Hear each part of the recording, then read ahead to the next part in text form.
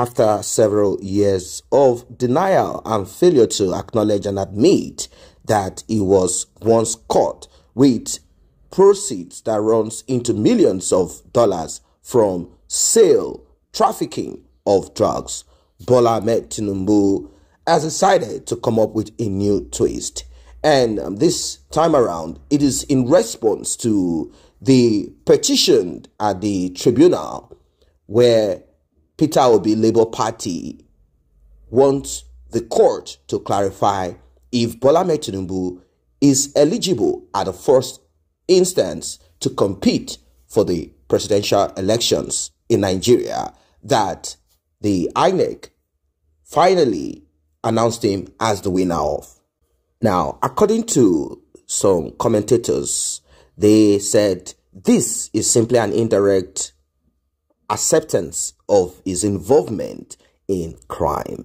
Now, there are two terms used in the law. Community.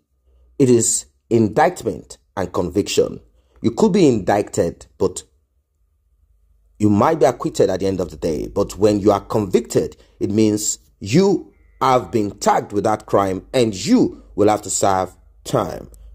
But according to what we know, Bola Ahmed Tinubu had to forfeit certain sums of dollars that runs into thousands of it. He had to give this to the government of the United States because he could not account for that huge sum of money in his account. Now, the latest twist is this.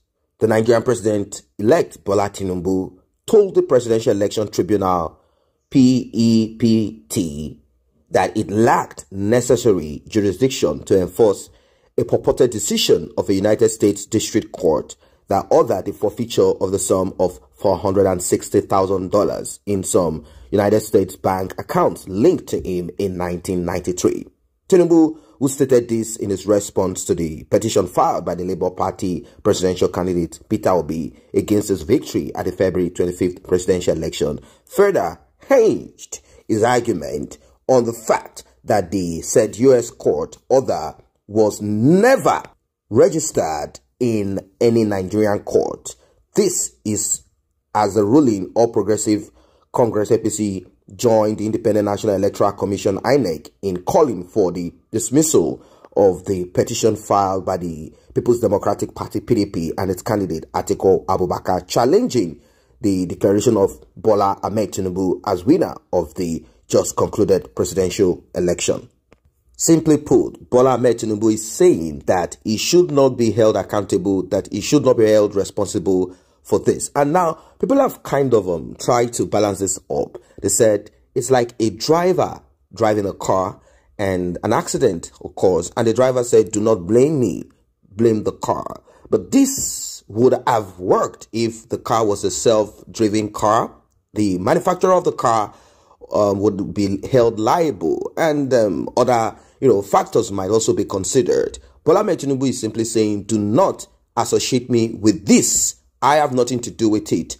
But the question that is on the lips of a lot of people is this: where did that money come from? Who owns that money? But according to the report that we heard, Bola Ahmed Tinubu said that he had an account that could hold huge amount of money, and certain individuals wanted to transfer some funds and they transferred into his account. He doesn't know where they got the money from or what they do. He felt that they were business people, probably importation of cars in and out, and they wanted an account to just drop the cash. That's the excuse that he gave.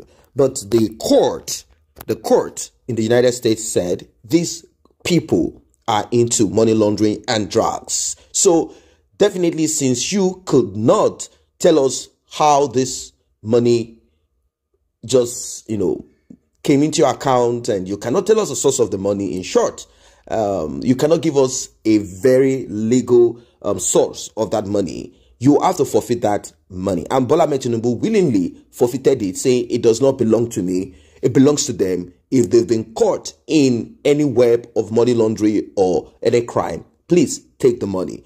This is the way Bola Ahmed Tinubu absolved himself of it and said, "Hi, directly, I am not a criminal. I am not a drug baron.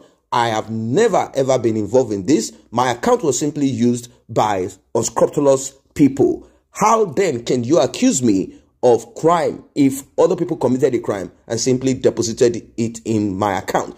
And the example that loyalists of Bola Ahmed Tinubu have given is this. They said, if a friend comes visiting your home and the friend drops a bag of shoe and said, oh, hold on a second, let me just keep this and go down the road to pick up something. And the friend calls you and says, sorry, I won't be able to come back for that shoe. Please keep it there. I'll be coming for it later. I have some very busy schedules and things to do. And that friend got caught by the police, and they tracked and traced and eventually realized that that is a stolen goods. The shoes are stolen. And the police comes to your home and ask you, did you buy this shoe? Do you have receipt for it? And you say, no, I did not buy the shoe. Mr. A, Mrs. B, Miss A, Master A brought the shoes to my home, said this and that, and I have nothing to do with the shoes. And they investigated, and since you cannot show proof of that shoe being yours, the police took the shoes, connected to their investigation. This is what Bola Ahmed Tinubu is saying. Say, does that mean that I am a criminal? I am not an accessory, even though I am an accessory because my house was used to keep the stolen goods. But the investigation that was done proved that I am innocent of it since I forfeited those shoes. These are what Bola Ahmed Tinubu is saying. But to the obedient and people who do not believe this, they say this is laughable. No, laws can be looked into in different directions, could be interpreted. There are other aspects called the technical aspect of it. Common sense, yes, is not common, but some would say, how dare you as a seasoned accountant, how can you say that you do not know what these people are involved in? Well, I cannot make a case for Bola Ahmed Tinubu. I do not know what he is into or what he is not into. I don't know if he has, been involved in any drugs, as a mule, as a baron, because there are no visible evidences of this. You cannot bring a video, a picture, or anything that shows Bola Ahmed Tinubu is a drug baron. It is just not there. Let us be realistic. Let us be sincere. But that does not cleanse him from being a drug baron, or probably a better position. Let us say he launders the money for them due to his connection, and also being that he has accounting as a background. That could also be very possible. I'm not trying to absolve him from this, but I'm just saying that in court, even if you know that someone did something, it has to be proven beyond doubt that this person did it. Having a little bit of money in your account and returning that money and being linked to people who are into drugs, even if you might be the drug baron himself, it doesn't in the court hold water. That's the truth. You will be indicted, but he wasn't convicted. That is the truth. That's the reality. But we know within ourselves that there are certain shady things in the life of Bola Ahmed Tinubu. And that knowledge of it is why people are saying we don't want a drug baron as president of Nigeria. We prefer Peter Obi. But the truth and reality of it is this: no matter how much sentiment we put into this, everything is still called hope. What am I trying to say? I'll break it down even if you don't like to hear what I'm saying. We do not have a system that is strong enough yet. I do understand that the structure that we run in Nigeria is the presidential system. It is the same that is run in countries like Mexico and some other countries that are autocratic rather than democratic. These countries, the president of that country is the Alpha and the Omega. They are the beginning, they are the end, in their own right, in their own corner. The president can decide to arrest all of the judges, the chief judges in Nigeria. The president can decide to do and undo. They can decide to do whatever. The president can decide to arrest a senator at the house of the Senate House. The president can do and undo, and no one can arrest the president. In fact, it is difficult for the president to be unseated by the Senate. Very difficult. Very difficult. This is what I'm talking about. We have to begin to look into this. And this can only be done by everyone sitting down together and say, look, enough is enough. Legislators, senators must have power, and that power that they have must function. And we have to be very careful that the power that they have will not be manipulated by them to cause chaos.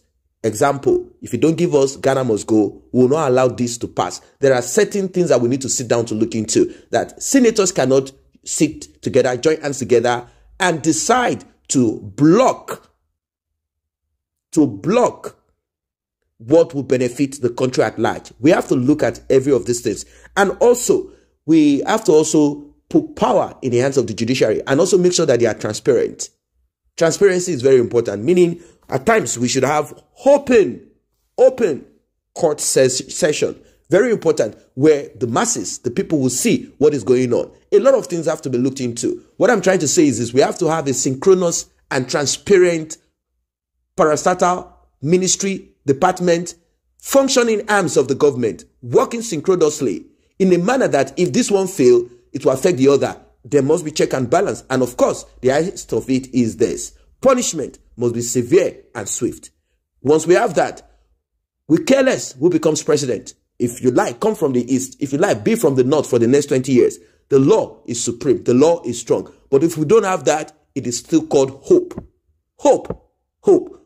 What is this hope that I'm repeating? It means if Peter Obi comes in, you will still be hoping that he will do good. If he changes, there's nothing you can do for the next 8 years. You are hoping if Bola Ahmed Tinubu steps in, he will do good. We cannot keep our life hoping. Look at the US. Look at the UK. I'm going to end with that. When Boris Johnson wanted to turn government house to party house, he was kicked out. That is a system that works. They vomited him out. They don't care if his hair is blonde or he has blue eyes. He was kicked out. They didn't care if he's from the south, from the east, from the west of the United Kingdom. He was kicked out. Look at Donald Trump. They didn't care if he was blonde. They didn't care if he liked Jewish people. They didn't care if he held the Bible upside down. No, they didn't care if he was more of a racist, if he kind of embraced his own people, because he knows that his own people have power in that country. His own people are internally, originally racist. He knows that the only way is to divide, to conquer. He approached and appreciated and embraced his people, even though he's doing it in a very wicked and terrible manner. Approached his people against other people, against minority. We saw what he said, how he spoke to minorities that are even politicians. We saw how he berated and tried to ridicule the past president of the country, Obama, trying to say he's a foreigner because he's mixed, because he has a Caucasian mother and a father from Kenya. We saw all of this, but we are talking of a system that works. He tried to dismantle the democracy of that country. He incited the people. You saw what happened. They broke into the places where people have never broken into to cause chaos. You saw what happened. What happened later?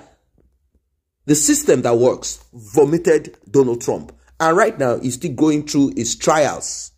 He's being charged to court. This is what we are talking about. A system that works. A system that works. Where you don't hope that Peter Obi will do good. Peter will be asked to do good by force. And the law is the force that will make sure he does it. If he doesn't do it, he will be kicked out. He will be ridiculed. And enough of this immunity. Take off immunity from presidents and you will have a better country. What are your thoughts? Like and share. Subscribe to this channel if you're new here.